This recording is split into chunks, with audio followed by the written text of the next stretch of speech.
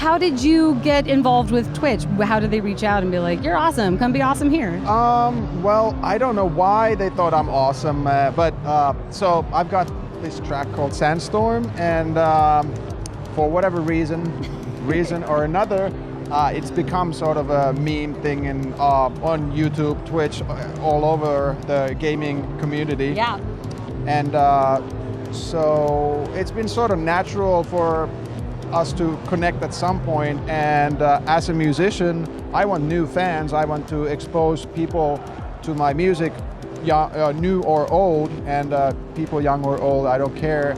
And so this is a very interesting platform for me, and I'm basically here to see some Twitch people, but also whoever else is here looking for connections and networking, and plug what I do. Yeah. I mean, so if people know me from my old music, I also just released a new album called Moments, and that, and maybe Buy it. More interestingly for the gaming community, for Counter-Strike people, I released a sound pack with Valve just this week actually. That's really exciting. Yeah. That's very cool. Yes. So we were actually talking to somebody earlier who does creative streams. Now, coming into Twitch as sort of a newcomer, I thought Twitch was all just gameplay being streamed live. Me too, to be honest. So, but it turns out there's this entire movement within Twitch where it's creative streaming. So people will play the piano, sculpt, paint live on their stream, and people just go and watch them. And that to me was so cool that people are that invested in other people's artistic creations and endeavors. It's been a surprise to me that it's easy to think, oh, gamers, like narrow box, but it really isn't. Like the today's internet world, Twitch especially, is just so wide. Yeah, it's a really diverse community. Yeah. And we're seeing that Twitch is really providing a place for all the different members of that community to really have a voice and like connect and meet. Yeah. So as far as your involvement in games, so you just did a project with Counter-Strike. Yeah. How was that?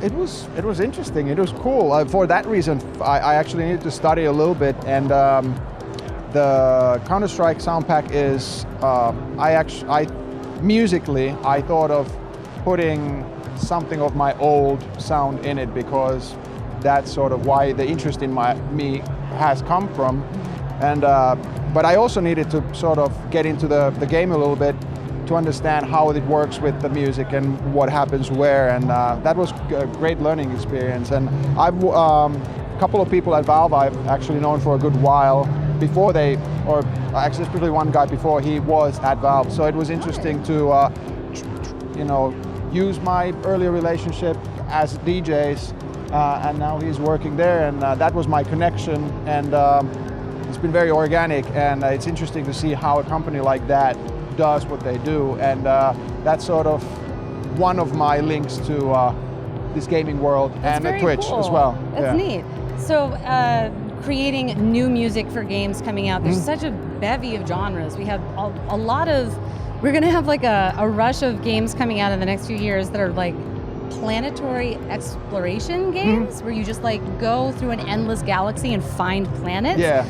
So it feels like there's going to be more and more opportunity to really change the soundscape of games. Is that something that you're maybe interested in like poking at? Yes, and like I don't know if I've thought about it like that. So it's interesting for me because I create music for clubs, for dance floors. Obviously, if they break it onto the radio, I'm happy, but I'm a DJ and producer first, so the dance floor is my thing. And thinking about Counter-Strike or any other game and developing music for that, there's different ways of doing it. Like you can, for a club, you just make a piece of music, and I know what happens where at a club. But then if you're playing a game where you're shooting this, shooting that, running this and that, and it was actually interesting for me to try and get in that mindset, because that's not exactly what club music is, but at the same time I made music that sounds like mine, but then there's in this new environment. Yeah, and I think for me the Counter-Strike thing was hopefully just scratching a surface, because it's interesting and I like to challenge myself, so hopefully I'll do more of that kind of stuff, and it's probably not too far off from creating music for movies as well. Yeah. in that way. There's like a narrative concept, and then you're looking Yes. to fill a piece of it with. So it's not like you're looking into making people jump up and down at a club, but you need to emotional this, you know, sad, Yeah. happy, this and that. There, the context is the thing that matters, you know. Yeah, it's really interesting. There are some tracks from games where if I hear them, I'll be like, and it's a very visceral response because, like with movies, but almost more of a connection with the games because people are affecting them directly. Absolutely. I mean, there's interaction, so Yeah. that's the cool thing. But that's also difficult as a music maker, when you create it, how to foresee that change in the Right. thing and how to react to that, make a different piece of music, maybe with the same sounds but different chords that now are melancholy or now are Yeah, upbeat, definitely. happy, whatever. So it's interesting. So, back to the sort of creative stream idea, would that ever be something you might dabble in? Like, have a creative stream going in your studio while you like arrange something? Yeah, I've already talked with several people, my peers, people in Finland and outside of Finland as well. Like, it would be fun to have, say, maybe I'm not supposed to tell all this. Like, say, Secret. a 24-hour composition, you know, window to what we do when I Sure. create music for clubs, or when I create. Sometimes I write with other people for them or somebody else. So have a camera on that 24 hours. Yeah, and just It could easily be also interactive.